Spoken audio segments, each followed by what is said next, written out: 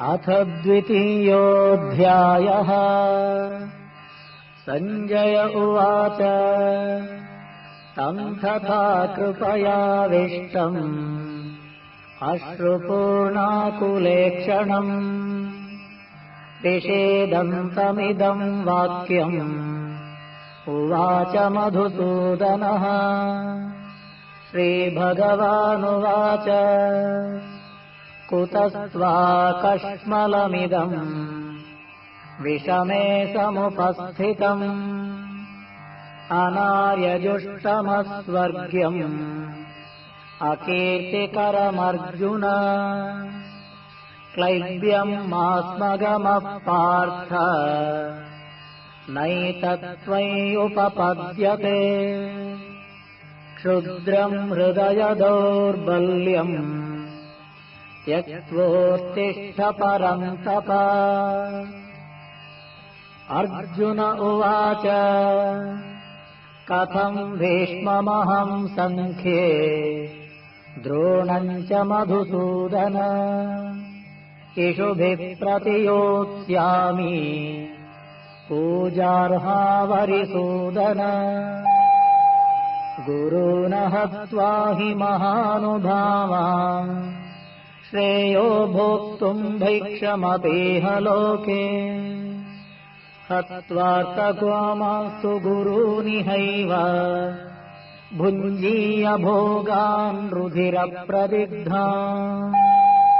न चैतद्विद्मत्कतरन्नो गरीयः यद्वा जयेम यदि वा नो जयेयुः।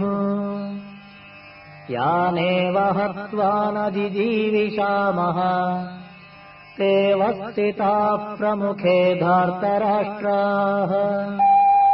कार्पण्यदोषोपहतः स्वभावः पृच्छामि त्वाम् धर्मसम्मूढचेताः।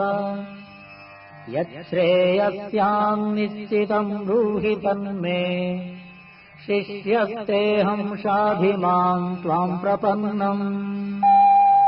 न हि प्रपश्यामि ममापनुद्यात् यच्छोकमुच्चोषणमिन्द्रियाणाम्।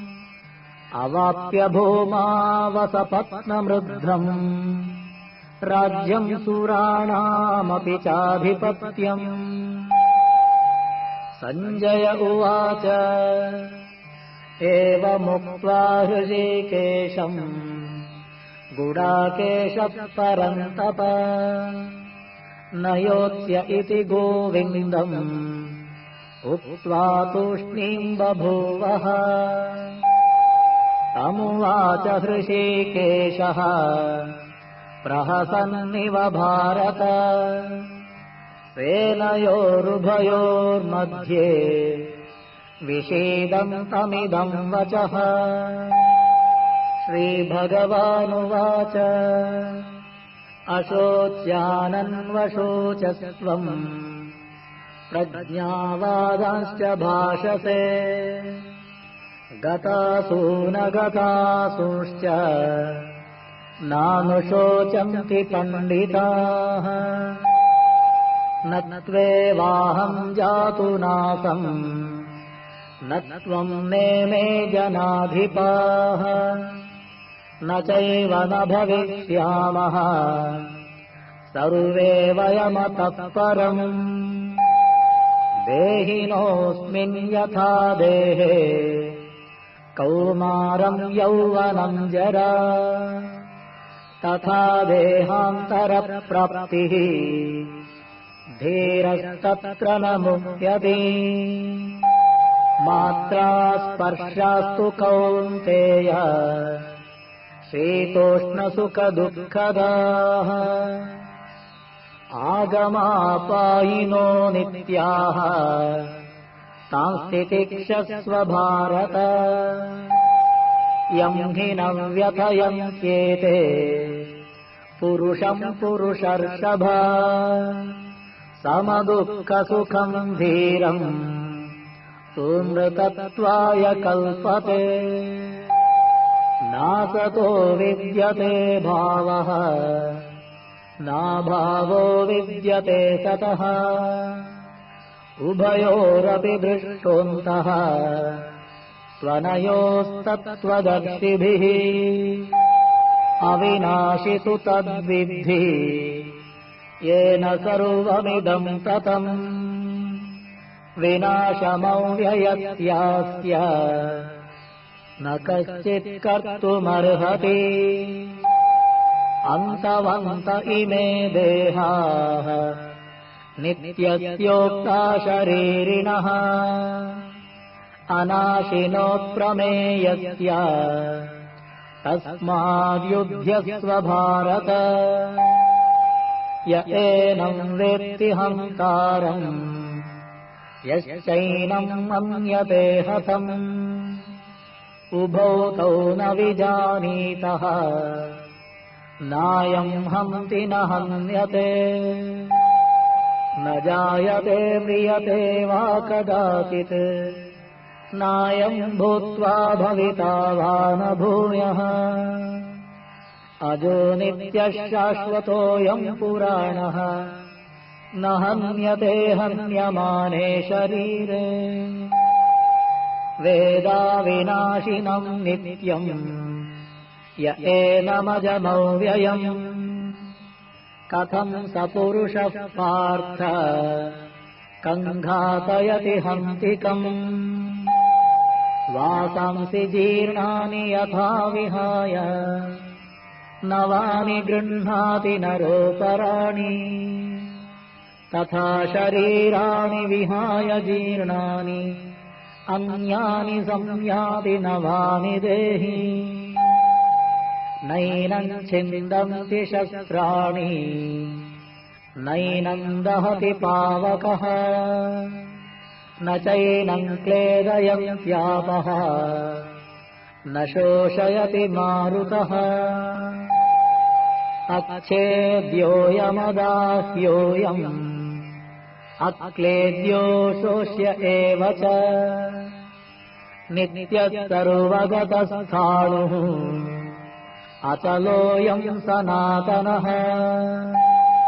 अव्यक्तोऽयमचिन्त्योऽयम् अविकार्योऽयमुच्यते तस्मादेवं विदित्वैनं नानुशोचितुमर्हसि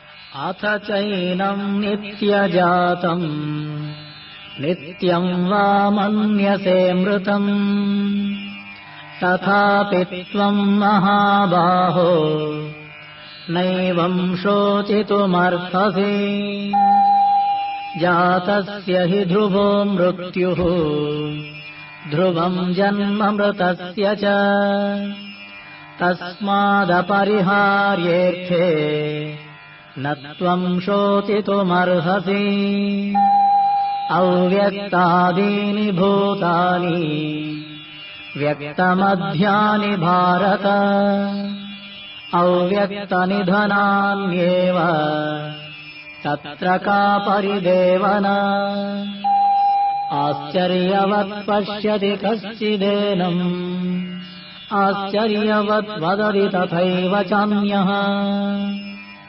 आश्चर्यवच्चैनमन्यः शृणोति श्रुत्वाप्येनं वेद न चैव कश्चित्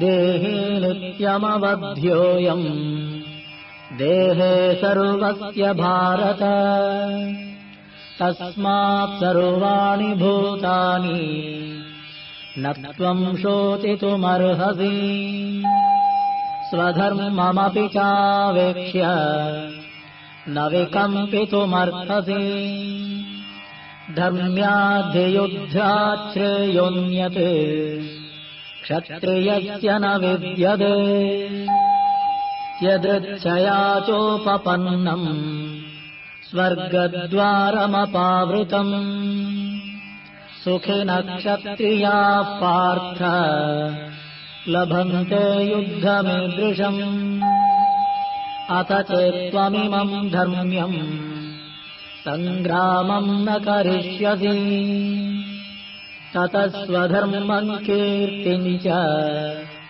हित्वा पापमवाप्स्यसि अकीर्तिम् चाभिभूतानि कथयिष्यन्ति ते व्ययाम् सम्भावितस्य च कीर्तिः मरणादतिरिच्यते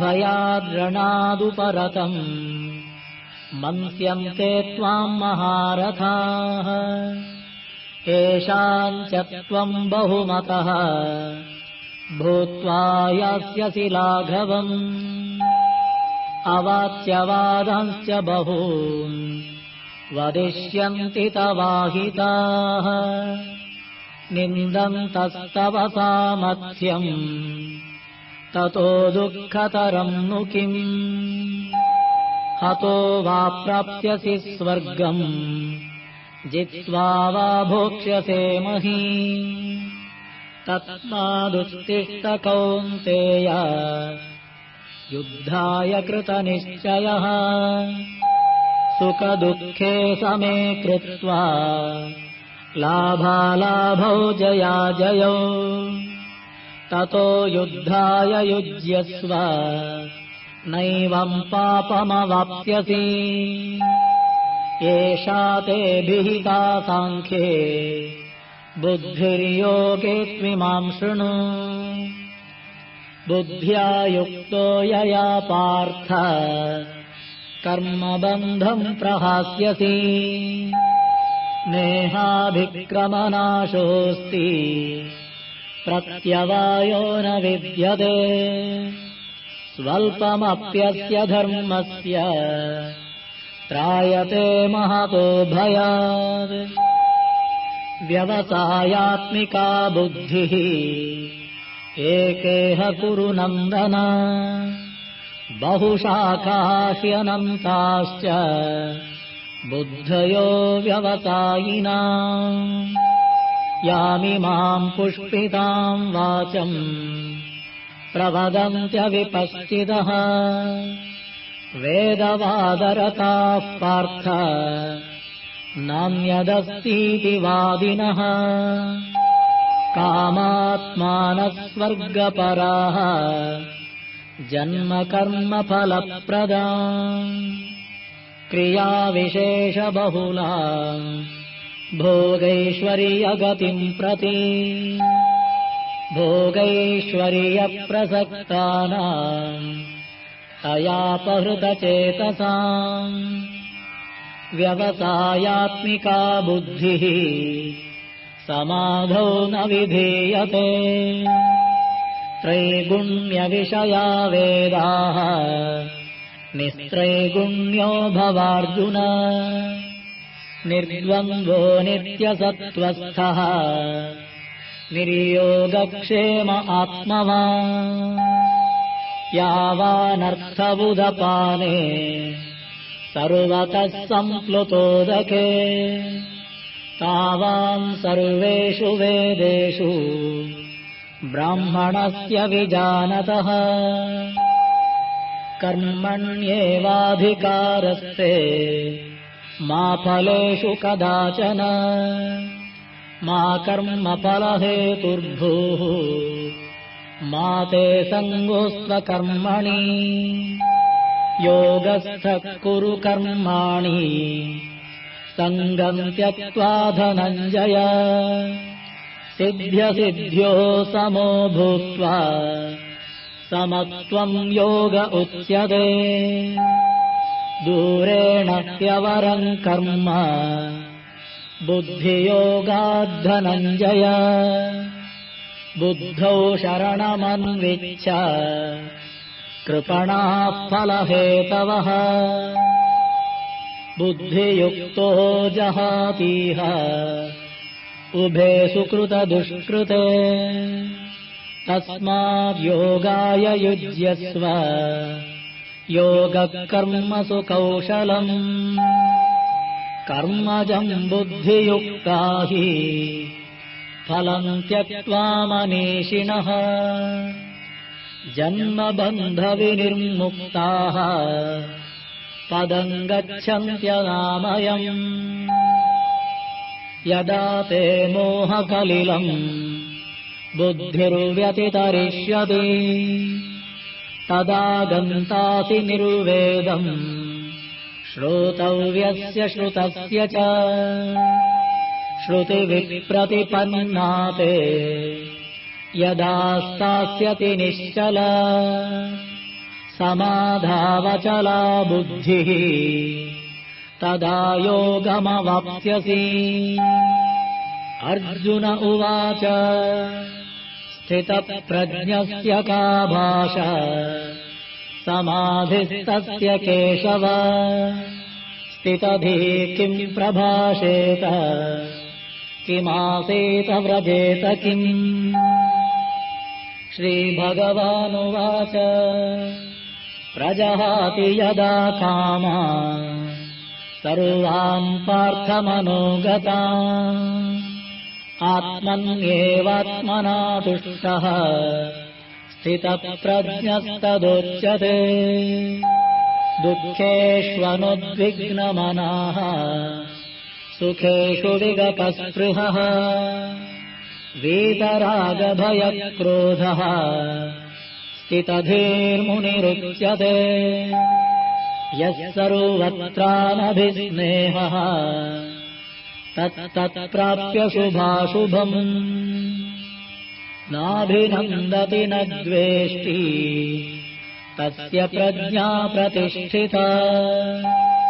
यदा संहरते चायम् कूर्मोऽङ्गानीव सर्वशः इन्द्रियाणीन्द्रियार्थेभ्यः तस्य प्रज्ञा प्रतिष्ठिता। विषया विनिवर्तन्ते निराहारस्य देहिनः रसवर्जम् रसोऽप्यस्य परम् दृष्ट्वा निवर्तते। यततोऽप्यपि कौन्तेय पुरुषस्य विपश्चितः इन्द्रियाणि प्रमाथीनि हरन्ति प्रसभम् मनः तानि सर्वाणि संयम्य युक्त आसीत मत्परः वशे हि यस्येन्द्रियाणि तस्य प्रज्ञा प्रतिष्ठिता।